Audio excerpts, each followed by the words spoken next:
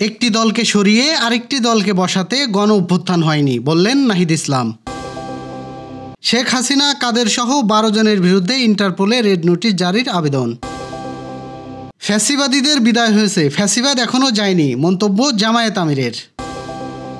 ঝটিকা মিছিল কন্ট্রোল করতে না পারলে পুলিশের বিরুদ্ধে ব্যবস্থা।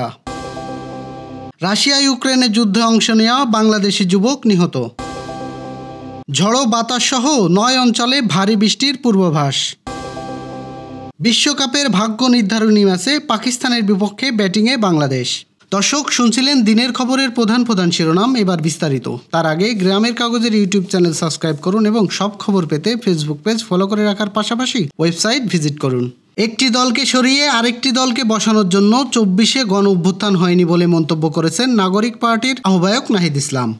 শনিবার সকালে সংসদ ভবনে এলডি হলে জাতীয় ঐক্যমত্য কমিশনের সঙ্গে বৈঠকে সূচনা বক্তব্যে তিনি একথা বলেন। নাহিদ ইসলাম বলেন, মৌলিক এবং গঠনমূলক সংস্কার করে জনগণের অধিকার রক্ষা করবে এমন একটি গণতান্ত্রিক রাষ্ট্র ব্যবস্থা প্রতিষ্ঠার লক্ষ্যে আমাদের কাজ করতে হবে। সংবিধান, প্রধানমন্ত্রীর ক্ষমতা ও বিচার ব্যবস্থা এবং নির্বাচনী ব্যবস্থার বিষয়ে নাগরিক পার্টির বিশেষ গুরুত্ব দিচ্ছে। এনসিপির আহ্বায়ক আরও বলেন, জুলাই সনদ জাতির সামনে তুলে ধরা প্রয়োজন। এটা আমাদের কমিটমেন্ট এবং তা রাখতে হবে।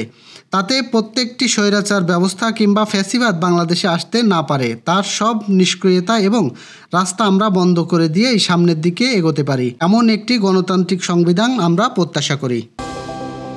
শেখ হাসিনা সহ 12 জনের বিরুদ্ধে রেড নোটিশ জারির জন্য আন্তর্জাতিক পুলিশ সংস্থা ইন্টারপোলের কাছে আবেদন করা হয়েছে। রেড নোটিশ জারি করতে ইন্টারপোলের কাছে পৃথক 3টি ধাপে আবেদন করেছে বাংলাদেশ পুলিশের ন্যাশনাল সেন্ট্রাল ব্যুরো। শনিবার পুলিশ ও আন্তর্জাতিক অপরাধ ট্রাইব্যুনাল সূত্রে এ তথ্য জানা গেছে। শেখ হাসিনা ছাড়া আরও যাদের বিরুদ্ধে রেড নোটিশ জারির আবেদন করা হয়েছে তারা হলেন আওয়ামী লীগের সাধারণ সম্পাদক ও সাবেক সড়ক পরিবহন ও সেতু মন্ত্রী ওবায়দুল কাদের, সাবেক স্বরাষ্ট্রমন্ত্রী আসাদুজ্জামান খান, সাবেক মুক্তিযোদ্ধা বিষয়ক মন্ত্রী আকম মোজাম্মেল হক, সাবেক পররাষ্ট্রমন্ত্রী হাসান মাহমুদ, সাবেক বস্ত্র ও পাট মন্ত্রী জাহাঙ্গীর কবির নানক, সাবেক শিক্ষামন্ত্রী মাহবুব হাসান চৌধুরী, ঢাকা দক্ষিণ সিটি কর্পোরেশনের সাবেক মেয়র ফজলে নূর তাপস, সাবেক প্রধানমন্ত্রীর প্রতিরক্ষা বিষয়ক উপদেষ্টা মেজর জেনারেল অবসরপ্রাপ্ত তারিক আহমেদ সিদ্দিক, সাবেক বিদ্যুৎ প্রতিমন্ত্রী নজরুল হামিদ, সাবেক তথ্য প্রতিমন্ত্রী মোহাম্মদ আলী আরাফাত, সাবেক আইজিপি বেনজির আহমেদ।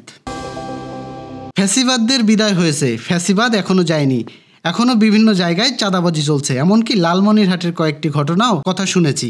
শনিবার সকালে লালমনিরহাটের কালেক্টরেট মাঠে এক সভায় এসব কথা বলেন বাংলাদেশ জামায়াত ইসলামের আমির ডক্টর শফিকুর রহমান। জামায়াত ফ্যাসিবাদদের বিরুদ্ধে আছে এবং ফ্যাসিবাদ দূর করতে কাজ করবে বলে মন্তব্য করেন জামায়াতের আমির।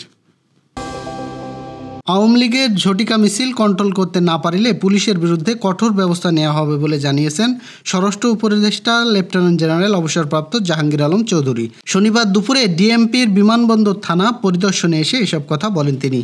জাহাঙ্গীর আলম বলেন, আমরা চেষ্টা করছি যাতে আইন শৃঙ্খলা পরিস্থিতি আস্তে আস্তে আরও উন্নতি করা যায়। আমরা মূলত পরিদর্শন করছি কারণ আমাদের পুলিশ সদস্যদের থাকার জায়গা ও খাওয়ার জায়গাগুলো কেমন সেগুলো দেখার জন্য। তাদের কাছ থেকে কাজ আদায় করতে হলে তাদের থাকা খাওয়ার জায়গার দিকে আমাদের খেয়াল রাখতে হবে। তিনি আরও বলেন, নিচের সারির পুলিশ সদস্যদের সুবিধার জন্য একই বিভাগে পোস্টিংয়ের বিষয়ে চিন্তা করছে সরকার।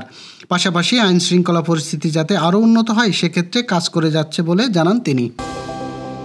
ভবিষ্যতে স্বপ্ন আর পরিবারের অভাব ঘোচাতে রাশিয়ার পথে পা বাড়িয়েছিলেন ব্রাহ্মণবাড়িয়ার আশুগঞ্জ উপজেলার যুবক মোহাম্মদ আকরাম হোসেন। তিনি তার সেই স্বপ্ন পূরণ হয়নি, বরং ইউক্রেনের যুদ্ধে রুশ সেনাবাহিনীর হয়ে লড়াই করতে গিয়ে প্রাণ হারিয়েছেন তিনি।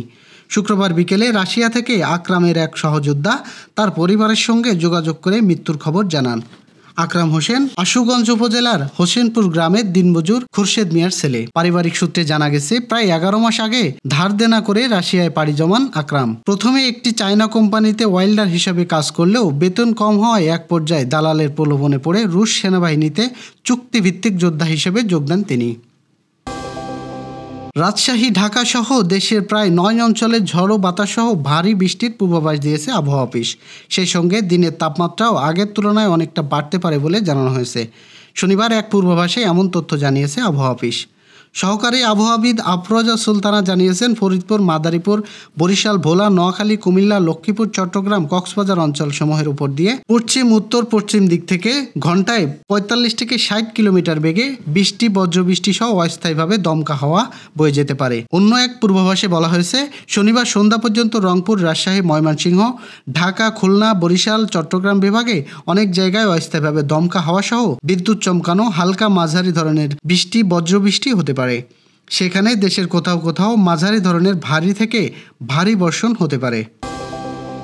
মেয়েদের ওয়ানডে বিশ্বকাপ নিশ্চিতের লক্ষ্যে বাছাই পর্বে নিজেদের শেষ ম্যাচে পাকিস্তানের মুখোমুখি হয়েছে বাংলাদেশ নারী দল। টসে জিতে ম্যাচটিতে আগে ব্যাটিংয়ের সিদ্ধান্ত নিয়েছে টাইগার্স অধিনায়ক নিগার সুলতানা জ্যোতি। এ নিয়ে বাছাইয়ের ৫ ম্যাচে চতুর্থবার আগে ব্যাট করবে বাংলাদেশ। সকাল 10:30টায় শুরু হয় ম্যাচটি। পাকিস্তানের বিপক্ষে বাংলাদেশের আজকের একাদশে একটি পরিবর্তন এনেছে। ফর্মহীন সুবহানা মুস্তাগিরের জায়গায় একাদশে নেওয়া হয়েছে উইকেটরক্ষক ব্যাটার দিলারাকে। এছাড়া ওয়েস্ট ইন্ডিজের বিপক্ষে খেলা একাদশের আর কোনো পরিবর্তন আনেনি জ্যোতির দল। পাকিস্তান নিজেদের গত 4 ম্যাচ জিতে বিশ্বকাপ নিশ্চিত করেছে। তবে এই ম্যাচ জয়টা বেশ গুরুত্বপূর্ণ বাংলাদেশের জন্য। জ্যোতিরা পাকিস্তানকে হারাতে পারলে আর কোনো সমীকরণ মারপ্যাচ পড়তে হবে না। হেরে গেলে তাদেরকে তাকিয়ে থাকতে হবে অপর 2টি ম্যাচের দিকে। বাংলাদেশ হেরে গেলে অপর ম্যাচে ক্যারিবিয়ানদেরও হার চাইবে টাইগাররা। না হারলে যেন ওয়েস্ট ইন্ডিজের মেয়েদের জয় ব্যবধানটা কম থাকে। এই ছিল দুপুরের আয়োজন।